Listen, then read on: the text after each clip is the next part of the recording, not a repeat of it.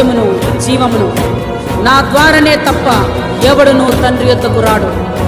యోహాను సువార్త 14వ అధ్యాయము 6వ వచనము.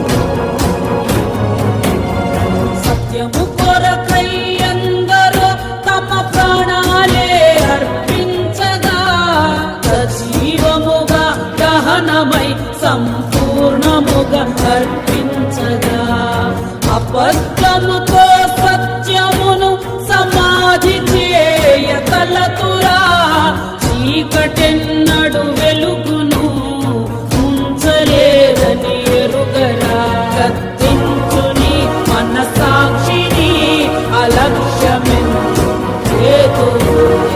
జీవితం అశాశ్వతం, నీటి బుడగే జీవితం. క్రీస్తు కొరకు మరణము, అది విత్తబడిన విత్తనము.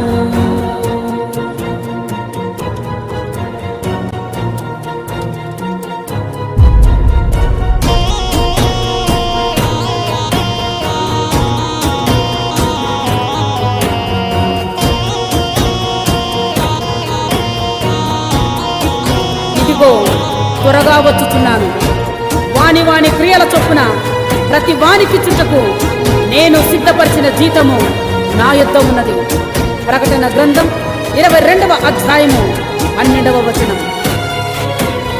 ప్రేమామయుడై ఒక్కసారి ప్రాణాన్ని అర్పించెను, రోషము గలవాడై నీ లెక్క చూడ వచ్చును.